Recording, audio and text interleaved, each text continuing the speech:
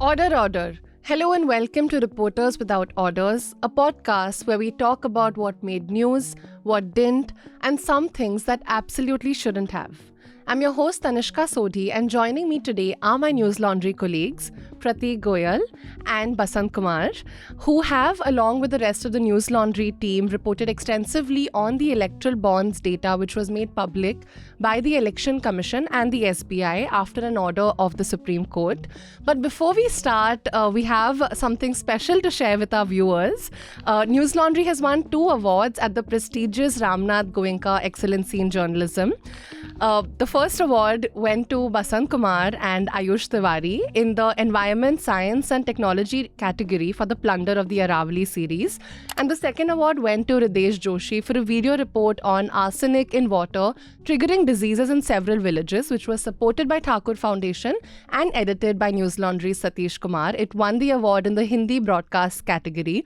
So congratulations, Basant. Shukriya. Tell us what it felt like yesterday. I know it's a very prestigious award. You have been hoping to get one for a while. Tell us about the experience. अच्छा लग रहा है काफ़ी लंबे समय से इंतज़ार कर रहे थे, काफ़ी मज़ा आया, फैमिली के लोग आए हुए हैं, दोस्त यार सब खुश हैं, मैं भी खुश हूँ. काफ़ी और भी मिलेंगे. और so getting back to our stories for the week, News Laundry, The News Minute and Scroll along with independent journalists had collaborated for Project Electoral Bond. We've done a series of extensive reports examining the data. So we have the stories up on all of our websites and you can check them out if you haven't already. Let's start by, I want to start with Pratik's story about how 41 companies donated to BJP and face central action. 18 of them bought electoral bonds of rupees more than 2,000 crores. This is also, I think, a follow-up of an extensive investigation that Pratik from News Laundry and News Minute collaborated on more than a month ago. So, Pratik, can you tell us about these companies and the timing of the agency raids and their donation? So, मतलब जैसे 41 companies के बारे में बात हो रही, तो इसके पहले जो हमने इन्वेस्टिगेशन किया था, 4 पार्ट सीरीज था हम लोग का, तो बसंत भी था उसमें और हमारे देश से आबान ने भी काफी इसमें मेहनत की थी. और तो हम लोगों ने जो स्टोरी किया था, तो उसमें जो 30 कंपनीज जो पहले निकाली थी, उसके बाद हमने 14 और निकाली थी कंपनीज, 15. तो 15 में से 4 शेल थी, तो उन शेल को हटा दिया तो 41 कंपनीज थी. तो जब ये इलेक्ट्रल बॉन्ड का डेटा रिलीज हुआ, तो उसमें पहले जब हम देख रहे थे, तो 41 में से 18 कंपनी उसमें मिल गई थी हमको. और वो ये कंपनी ऐसी थी जिसमें रेड और डोनेशन का पैटर्न था, कि मतलब रेड्स होती हैं, देन आप डोनेशन देते हो, या आप पहले से डोनर हो, तो अगर आप स्किप करते हो डोनेशन तो रेड होती है, फिर आप यू स्टार्ट डोनेटिंग अगेन. या फिर अगर आपका अमाउंट अगर कम है तो आप पे रेड होती है, then you donate a larger amount. ठीक है, तो वैसा वो पैटर्न था. तो उसमें 18 कंपनी दिखी और 18 ने 2,000 करोड़ के ऊपर के इलेक्ट्रल बॉन्ड्स खरीदे. तो जिसमें से अभी एक तो फ्यूचर गेमिंग का आया है, जो 509 करोड़ तो डीएमके को दिए हैं, लेकिन 800 जो रिमेनिंग अमाउंट है 1368, तो वो जो रिमेनिंग अमाउंट है किसको दिया है, वो आई थिंक देखते हैं समझ में आता है कि नहीं, कल के बाद हम ट्राई करेंगे तो मिलता है कि नहीं. तो ये वो फर्स्ट स्टोरी तो उसी पे था. और मतलब न्यूज़मेट भी हमारे साथ में था. तो जो इनिशियली ये जो स्टोरीज पूरा जो इन्वेस्टिगेशन पहले किया था, तो अभी जो स्टोरीज आ रही है इलेक्ट्रल बॉन्ड्स के बाद, तो मोर और लेस सब उसी लाइन पे हैं. अगर आप देखेंगे तो मतलब किसी पे रेड हुई है, कोई पे कर रहा है, या किसी को कुछ प्रोक्यो वाला मामला है कि मतलब किसी को फायदा मिल रहा है, उनको वो डोनेट कर रहे हैं, तो वो उसी तरीके से. लेकिन इसमें सबसे इंपॉर्टेंट चीज जो मुझे लगती है, वो जब तक हम डोनर्स को नहीं पता चलेंगे. जैसे फॉर एग्जाम्पल डीएमके ने बोला था, जम्मू कश्मीर नेशनल कॉन्फ्रेंस ने, जनता दल सेक्युलर जो कि देवेगौड़ा की पार्टी है कर्नाटक से, उन्होंने, एनसीपी ने 2019 का अपना थोड़ा डेटा दिया है. ये गिन चुन के 5-6 ऐसी पार्टीज हैं जिन्होंने अपने डोनर्स के बारे में बताया. लेकिन जो रिमेनिंग है, जैसे बीजेपी है, टीएमसी है, टीडीपी है, कांग्रेस है, तो ये सब जो पार्टीज हैं, इन लोगों ने बिल्कुल डोनर्स के बारे में डिटेल्स शेयर नहीं करी. अब देखते हैं, जैसे कोर्ट ने बोला है कि अल्फा न्यूमेरिक और यूनिक आइडेंटिफिकेशन नंबर आएगा, तो उसके जरिए देखते हैं हम लोग जर्नलिस्ट जितने भी हैं, सब कोशिश तो करेंगे. अगर वो हम कर सकें तो इसमें और चीजें निकल के आएंगी साथ. करेक्ट. और जब से ये डेटा आया है, there is also been, of course stories have been great, but lot of people are speaking about, मतलब bonds were legal, you know, so इसमें प्रॉब्लम क्या है, getting money, why is it a problem? So I want to understand from you guys, what you would like to tell our viewers why this is a big deal, and what do you think is the problem with the electoral bonds? And I mean, of course, it's, I believe, quid pro quo, or how you get contracts after a certain amount is given. Since you all have done elaborate stories, बसंत, आपको क्या लगता है, आप कैसे बताना चाहेंगे? साल 2017 में जब ये इलेक्टोरल बॉन्ड आया, अरुण जेटली वित्त मंत्री थे, तो उनका कहना था कि पारदर्शिता के लिए हम ला रहे हैं, ट्रांसपेरेंसी के लिए। लेकिन इसमें डेटा किसके पास होता है? एसबीआई के पास। एसबीआई को पता होता है कि कौन बॉन्ड खरीद रहा है, और उसको भी पता होगा पैसे कहाँ जा रहे हैं। एसबीआई किसके अंडर में काम करता है? सेंट्रल गवर्नमेंट के अंदर में। तो ये अनुमान लगाया जाता है, और इसीलिए आप देखेंगे तो जो पैसे आए हैं इलेक्टोरल बॉन्ड के तहत, मैक्सिमम बीजेपी को गया है। दूसरे नंबर पे अब शायद कांग्रेस आ गई है, जब दूसरा लिस्ट आया, पहले टीएमसी थी, तो मैक्सिमम पैसा गया है बीजेपी को। तो सरकार में भी वो है, कल को कोई और सरकार में होगा तो उसका प्रभाव रहेगा। और जनता को कोई आरटीआई के अंदर में नहीं था कि हम पता कर सकें कौन सी पार्टी किसको दे रही है। तो ये, और पहले ये तो कोई भी कैसे पता करेगा कौन सा, और इसमें चंदा क्यों दिया जाता? अपने फ़ायदे के लिए। प्रतीक सर की स्टोरी है कि उधर चंदा दिया जा रहा है, इधर कॉन्ट्रैक्ट मिल रहे हैं। तो ये जनता को पता होना चाहिए कि कौन से कंपनी सरकार को या पॉलिटिकल पार्टी को पैसा दे रही है। तो पारदर्शिता के नाम पे जो कानून लाया गया था, वो सारी सूचनाएं छुपा रहा था। शायद इसीलिए भी सुप्रीम कोर्ट ने बोला कि सूचनाएं तो जनता को नहीं मालूम चल रही है, वोटर को नहीं पता कि कौन पैसे दे रहा है और उसको क्या मिल रहा है। वोटर को कुछ मिले ना मिले, उस जो पैसा दे रहा है उसको क्या मिल रहा है। तो यही मुझे एक इंडिविजुअल होने के नाते ही गड़बड़ी लगी थी। और आई थिंक ये भी जो मतलब इसे अनोनिमस कहा जाता है, बट एक्चुअली काफ़ी कंपनीज ने बताया है पार्टीज को कि हमने दिया है। जैसे वो लिस्ट आई है तो पार्टीज को मोस्टली पता था कि कौन दे रहा है पैसा, तो सिर्फ पब्लिक के लिए वो ट्रांसपेरेंसी नहीं थी। अनोनिमस सिर्फ हमारे लिए था और किसी के लिए नहीं था।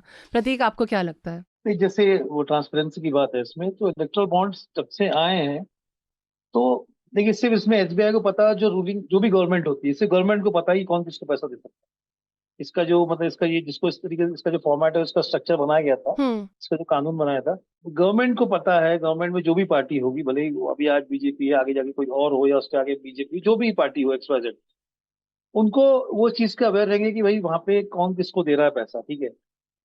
और लेकिन जो आम जनता है या दूसरे जो अपोजिशन पार्टीज होंगी या हैं, उनको इस बारे में कुछ भी भनक नहीं लगेगी कि भैया किसको कितना पैसा मिला है। दूसरी बात यह है कि इस तरीके का पैसा, मतलब मैंने सोचा ही था कि अपनी कंट्री इतनी रिच है, मतलब बहुत अफरात में पैसा है यार। मतलब 1368 करोड़, 1000 करोड़ आप ऐसे डोनेशन दे रहे हो, मतलब पॉलिटिकल पार्टीज को। मतलब किसी ने सोचा था कि इस कदर पैसा जाता है मतलब हमारे इधर। और जब आप इलेक्ट्रोल जो शब्द आ जाता है, तो उस प्रोसेस की बात आ जाती है। इलेक्ट्रोल प्रोसेस होता है, उसमें जनता का, उनकी भागीदारी होती है, उनका हक होता है उसमें। अगर आप उन्हीं को डिवाइड कर दोगे इससे कि they are not suppose to know particular information about the donation of the money, where it is routing, where it is going, तो वो तो एक बहुत अलग चीज हो जाएगी।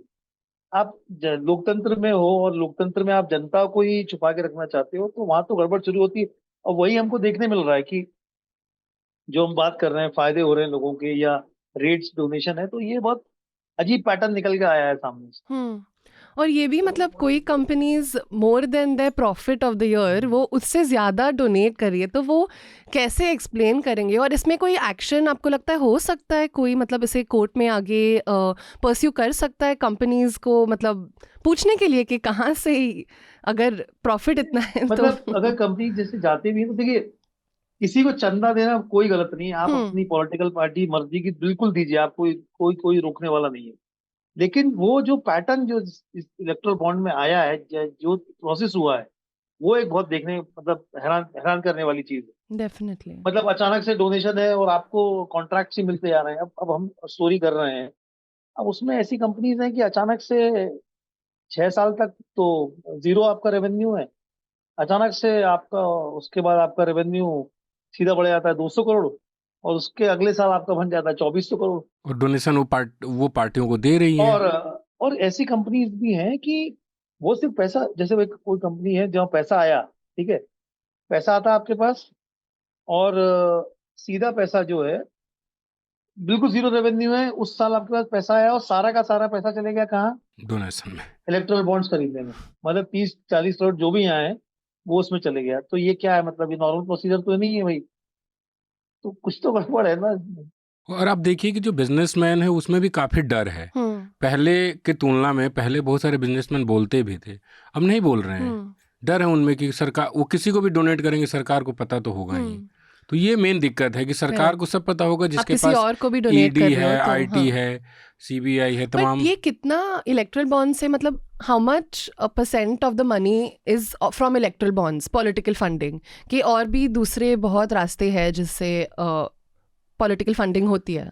जैसे प्रतीक सर की जो स्टोरी थी पहली, वो हाँ। इलेक्टोरल बॉन्ड की नहीं थी, वो ट्रस्ट के जरिए, Correct. फंड ट्रस्ट के जरिए होता है। कई सारे इसमें आप सुनील मित्तल को इधर देख रहे होंगे, जो बॉन्ड आया उसमें भी उन्होंने काफ़ी खरीदा है।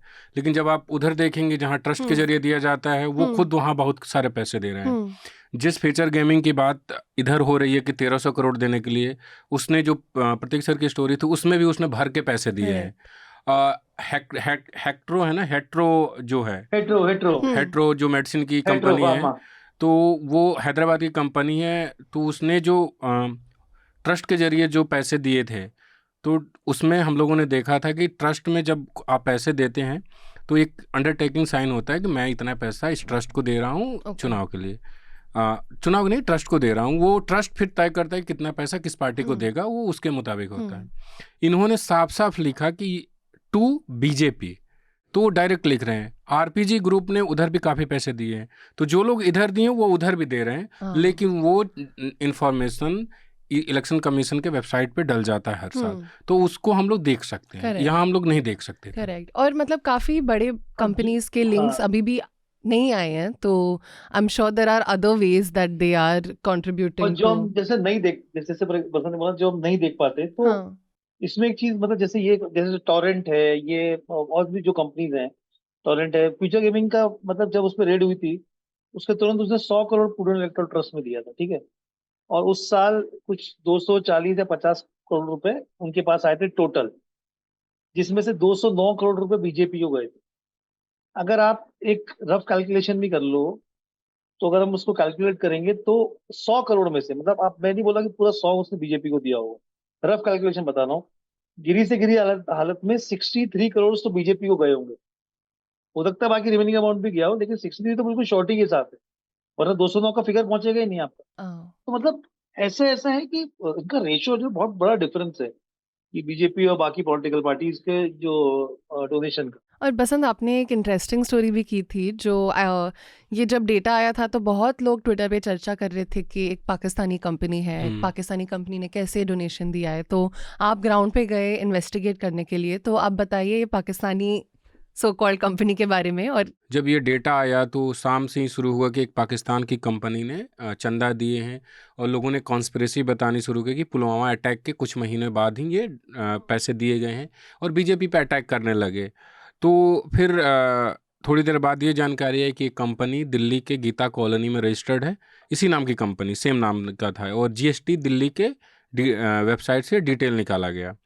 तो जो जीएसटी के डॉक्यूमेंट में जो एड्रेस लिखा हुआ था वो गीता कॉलोनी का था। तो हम गए वहाँ पे ढूंढते ढूंढते, फिर पता चला जो जीएसटी का डॉक्यूमेंट था उस पर लिखा था रवि मेहरा, उसके ऑनर का नाम, और जो वो घर था वो है रवि अरोड़ा का।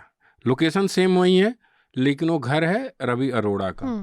फिर हमने थोड़ा घर आसपास पता किया तो पता चला कि वो सरकारी नौकरी करते हैं, उनकी वाइफ एलआईसी में है। और फिर हमने उनको फ़ोन किया सारे डिटेल वोटेल लेने के बाद कि सर आपके लोकेशन पे एक कंपनी रजिस्टर्ड है और वो डोनेशन दी है। ज़्यादा डोनेशन नहीं था, 95 लगभग 1 करोड़ के करीब में था। तो उन्होंने कहा कि आप गीता कॉलोनी में है, same address old Geeta colony में है, आप वहाँ जाइए। मेरे पास भी पहले काफ़ी संख्या में मतलब बैंक वाले या पुलिस वाले आते थे, मैं वहाँ भेज देता था। इत्तेफाक से उनके घर से 100 मीटर दूर पे वो लोकेशन है जहाँ पे वो रहते थे। फिर हम वहाँ गए, वहाँ पता किया, जिस मकान मालिक का घर था वो किराए का घर है, मतलब वो उसमें किराएदार रहते हैं, मकान मालिक वहाँ दूध का कारोबार करते हैं। उन्होंने कहा कि इस नाम का कोई बंदा हमारे यहाँ नहीं रहा है, कभी नहीं रहा। 10 साल से तो मैं 10 साल से उनके बेटे से मेरी मुलाकात हुई, 10 साल से तो मैं देख रहा हूँ कुछ नहीं, कोई नहीं रहा। फिर मेरे दिमाग ने बोला कि एक बार जीएसटी में, क्योंकि जो डॉक्यूमेंट लिखा हुआ था, जो जीएसटी ने से डॉक्यूमेंट आ रहा था, उस पर लिखा हुआ था कि इस कंपनी के इस जीएसटी नंबर को रद्द कर दिया गया है, और इन्होंने कोई डॉक्यूमेंट नहीं दिया है जीएसटी के लिए। और जब हमने इसके बारे में इन्वेस्टिगेट, जीएसटी वाले भी इन्वेस्टिगेशन करते हैं कि जिस काम के लिए, जिस बिजनेस के लिए ये जीएसटी नंबर लिया गया है वो हो रहा है कि नहीं। तो हमने जब पता किया तो ये वो काम नहीं कर रहे थे, तो हमने इनका रद्द कर दिया।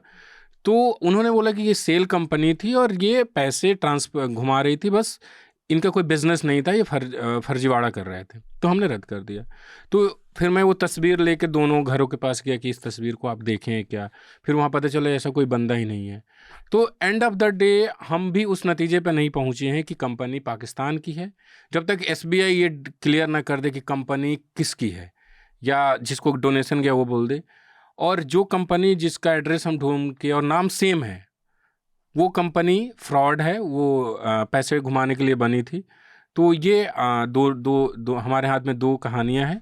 इसका सही पक्ष कौन सा है ये एसबीआई ही बता सकते, अगर एसबीआई डेटा शेयर कर दे, क्योंकि बॉन्ड खरीदते हुए बहुत सारी इन्फॉर्मेशन आपको देनी होती है, कौन खरीद रहा है, कैसे खरीद रहा है, तो एसबीआई क्लियर करेगा। या अगर अब डेटा आता है जिसका हम सब बेसब्री से इंतजार कर रहे हैं कि वो जिस नंबर से खरीदा गया और जिसने लिया, तो शायद उससे थोड़ा पता चले कि वो पैसे किसको दे रहे थे। ओके। और प्रतीक ने और एक स्टोरी की है about Torrent group that bought electoral bonds worth ₹185 crore and has links to the Prime Minister. Pratik, tell us about this group and how you went about investigating this. So जो ये Torrent group था ना, तो ये इसका नाम मैं जब हम लोग पहले वाला जो सीरीज कर रहे थे हम, मैंने बहुत बार इसका नाम देखा था, लेकिन कभी मैंने देखा कि इस पे रेट वेट का कुछ ऐसा नहीं था, लेकिन डोनेशन के लिस्ट में इसका नाम हरदम रहता था, मतलब जो भी बहुत सारे ईयर्स में दिखा मेरे को उसका।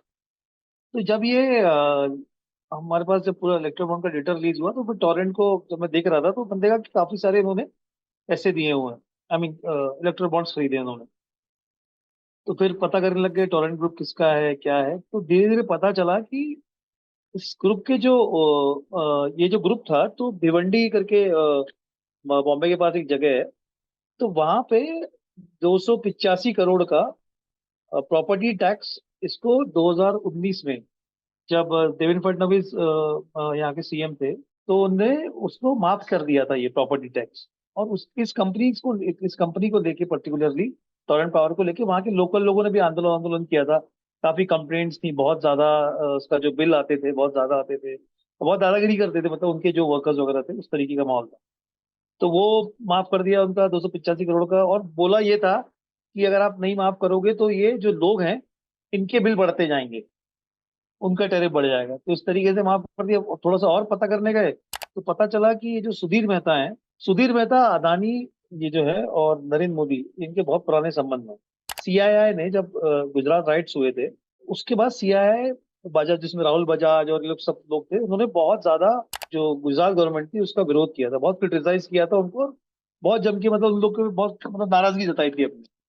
तो उस वक्त सुधीर मेहता, गौतम अदानी, इन लोगों ने एक अलग से ग्रुप था, उसका नाम आई थिंक रिसर्जेंट गुजरात करके, ऐसा आई थिंक ये शायद उस ग्रुप का नाम था। और ये मोदी के सपोर्ट में आए थे उसमें। Okay. जो नरेंद्र मोदी हैं उनके सपोर्ट में आए थे सीआईए के अगेंस्ट, और उन्होंने काफी विरोध किया, झगड़ा हुआ, फाइनली सीआईए को माफी मांगनी पड़ी थी उनसे, नरेंद्र मोदी जो हमारे प्राइम मिनिस्टर है उनसे माफी मांगनी पड़ी थी। तो तब से टोरेंट और ये इनके साथ चलते हुए आगे, मतलब जो प्राइम मिनिस्टर है उनकी जैसे 2014 के बाद तो एक रूल आया था, रूल तो पहले आया हुआ था, लेकिन सबसे पहले उसका फायदा मिला था टोरेंट को। Okay. ड्रग्स से रिलेटेड, मतलब दवाइयों से रिलेटेड रूल आया था। प्राइम मिनिस्टर के जो फॉरेन डेलीगेशन होते हैं, या बाहर से अगर कोई बिजनेसमैन फॉरेन कंट्रीज के जो डेलीगेशन अगर वो अटेंड कर रहे होते हैं, तो उसमें सुधीर मेहता हरदम रहते हैं, सुधीर मेहता और अडानी हरदम रहते थे।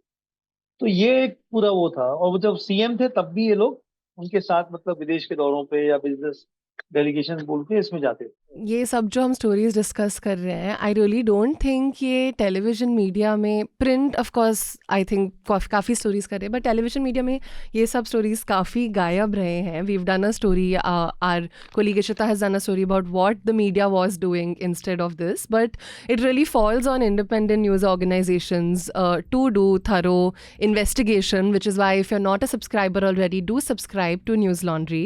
We also have elections coming up where we'll need your support report, to continue to bring you such stories. But I also want to ask, like, when this data come out, I know everyone was also ready for the data. ये आने वाला है ये time पे, उसके बाद हम बस लग जाएंगे. तो कैसे आप लोग ने किया? मतलब मेरा भी एक्सपीरियंस है, बट आप लोग बताइए, how did you go through the data? Because there were 2 data sets और काफ़ी एक्सटेंसिव डेटा सेट्स है. एक चीज़ मैं जोड़ दे के आगे बताता हूँ. आपने कहा कि टीवी मीडिया कैसे रिपोर्ट कर रहा है.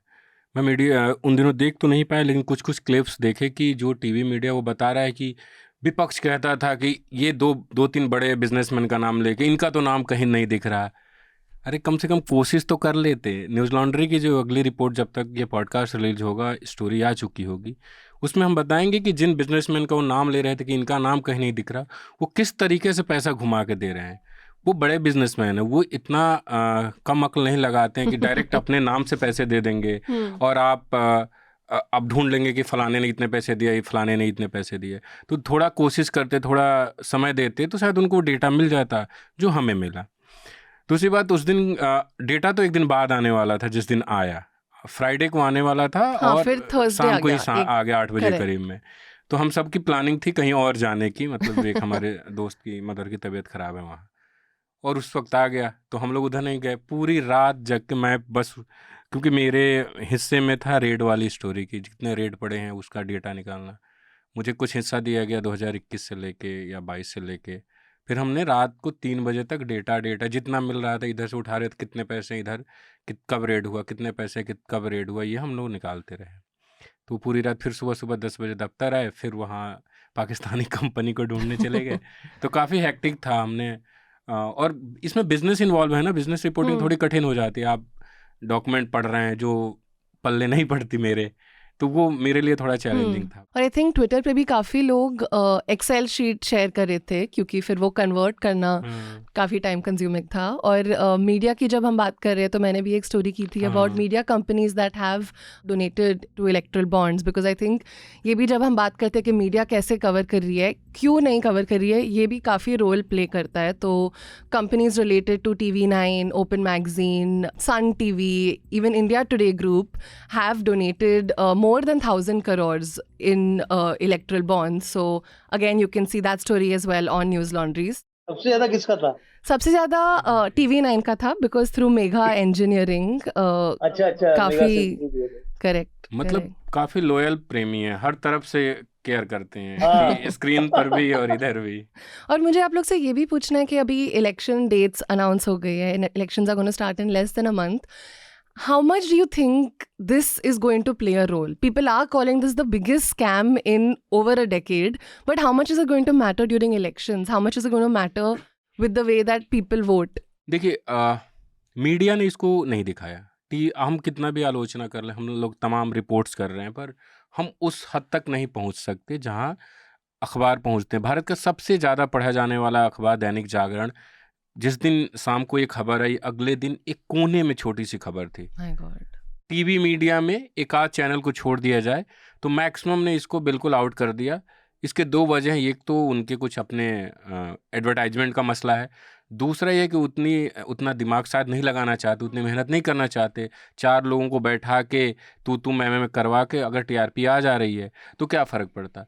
तो बेसिकली जनता को कन्वे नहीं हो पाया. जैसे कोल स्कैम कहा जाता है, या ना आंदोलन था. लोकपाल का क्या हुआ? ऐसा लग रहा था, तब हम लोग नौजवान थे, कॉलेज में थे, ऐसा लगता था लोकपाल आएगा, देश की राजनीति तो एकदम सर्फ एक्सेल जैसे कपड़ा साफ करता है वैसे साफ हो जाएगी. लोकपाल आज स्थिर बैठा हुआ है, कुछ नहीं कर पा रहा. आप उसके वेबसाइट पे जाएंगे तो आ जाता है इतने केस आए, इतने नाम नहीं बताएंगे. RTI फाइल करो तो नाम नहीं बताएंगे किसके खिलाफ शिकायतें आई है. तो मीडिया एक बड़ा रोल प्ले करता है, खासकर टेलीविज़न मीडिया. वो नहीं किया तो ये जाएगा ही नहीं जनता के बीच में. ये अगर ये जनता के बीच जाता, जनता को पता चलता कि इसके क्या. अब देखिए, कांग्रेस का अकाउंट फ्रीज है, भारत की सबसे बड़ी विपक्षी पार्टी का अकाउंट फ्रीज है, उसको पैसे भी बेहद कम मिले हैं, चुनाव बेहद करीब है. वो पार्टी अपने कैंडिडेट को पैसे कहाँ से देगी, प्रचार कहाँ से होगा, उसके लीडर प्रचार करने कैसे जाएंगे. तो ये सब कुछ जो हो रहा है वो डेमोक्रेसी को नुकसान करेगा. जहाँ विपक्षी पार्टियां खत्म होती हैं, डेमोक्रेसी की ऐसी तैसी हो जाएगी. तो जनता को ये समझना होगा कि डेमोक्रेसी बचाना जरूरी है. और ये जो पूरा इलेक्टोरल बॉन्ड था, डेमोक्रेसी को नुकसान पहुंचाने में उसकी एक छोटी सी भूमिका तो होगी ही होगी। डेफिनेटली। और नंबर्स के अलावा जैसे वो क्विड प्रो कोज, एजेंसी रेड्स, कॉन्ट्रैक्ट मिलना, जैसे हमारे काफ़ी स्टोरीज ने एलैबोरेट किया है, जब तक वो आई थिंक जनता के दिमाग में नहीं जाए तो आई डोंट थिंक वोटिंग में असर पड़ेगा। आपको क्या लगता है प्रतीक? हाँ बिल्कुल, ये बात जो बसंत ने बात बोली बिल्कुल ये समय इत्तेफाक रखता हूँ, क्योंकि क्या है कि टीवी का मानो ना मानो उसका रीच बहुत ज्यादा है। और जैसे हिंदी अखबार हैं, ठीक है, अभी ये बीजेपी का सबसे स्ट्रांग, मतलब जहाँ पे भी आप हिंदी बेल्ट आप देख लो तो सदर्न स्टेट्स में ये बात जरूर, ये मतलब वहाँ के न्यूज़पेपर्स ने इसको किया है, इसके बारे में लेके मुद्दे उठे भी हैं। लेकिन अगर आप नॉर्थ का देखोगे या बाकी महाराष्ट्र या ये, तो यहाँ पे भी है, लेकिन इतना ज्यादा अगर टीवी जैसे टेलीविजन न्यूज चैनल्स, अगर जैसे हम लोग रिपोर्ट करते आ रहे हैं, अगर ये रिपोर्ट कर रहे होते जिस दिन से ये निकला है, तो अभी तक बहुत बड़ा फर्क होता। अभी तक मतलब हम शायद इसी मुद्दे को ही सुन रहे होते, और अभी तक हर व्यक्ति को, मतलब बहुत मैक्सिमम लोग को पता होता कि भाई कि ये क्या है मसला, ये इलेक्ट्रो बॉन्ड का क्या है, झोल है या नहीं है, या जो भी है उसके बारे में पता चलता। अभी कैसा है कि इतना रीच नहीं है जब तक आप नीचे लेवल पे कोई भी चीज को लेकर नहीं पहुंचते हो। और चुनाव में इसलिए मुझे लगता नहीं कि इसका इतना असर पड़ेगा। Okay.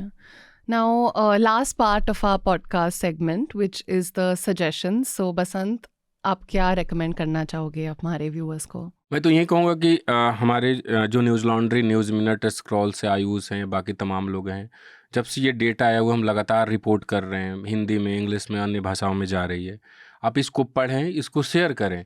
इसमें बहुत सारे सिर्फ आप लिंक ना शेयर करके अंदर जो हम ग्राफिक्स बनवा रहे हैं, जो डेटा हम दे रहे हैं, उसको भी शेयर करें, ताकि लोगों तक कम से कम इन्फॉर्मेशन पहुँचे। क्योंकि हमें इसको करने में बहुत मेहनत लगता है, रात रात भर लोग बैठे हुए हैं। एक डेटा अगर 1 करोड़ भी मिस्टेक हुआ तो नुकसान हो जाता है। या आप एक्सेल शीट पे ले रहे हैं, गलती से कुछ भी नंबर, एक नंबर इधर उधर हुआ तो करोड़ अरब में पहुंच जाएगा, अरब करोड़ लाख में पहुंच जाएगा।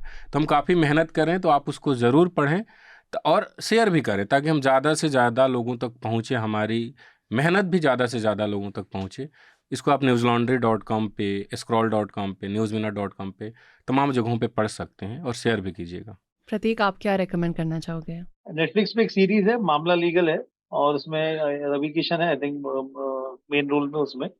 वो काफी बहुत ही मस्त सीरीज है, मतलब हिंदी में बहुत दिनों बाद, मतलब बहुत समय बाद कोई अच्छी सीरीज देखने आई है। और उसमें जितने भी एक्टर्स हैं, मतलब रवि किशन के अलावा जितने भी हैं, तो वो सभी ने इतनी प्यारी एक्टिंग करी है, और बहुत ही मजेदार है वो सीरीज। और मेरा रिकमेंडेशन वो है। उसका डायलॉग कितना प्यारा है। सारे सारे डायलॉग्स एक से एक डायलॉग्स आ रहे हैं। उसमें वो बंदी है ना, वो क्या नाम है यार, वो दीदी सुजाता दीदी, वो थिएटर की एक्ट्रेस है, वो श्रीराम जो है ना, अपन देखा था। हाँ वो थिएटर अच्छा, वहां पे काफी प्लेस करती थी ऊपर। अच्छा। I would like to recommend Basant and Ayush's series from 2022, Plunder of the Aravallis, which has just won the Ramnath Goenka. It's, I think, 4 reports. And I also remember I just moved to Delhi and they were doing this report very religiously with a lot of push by our editor.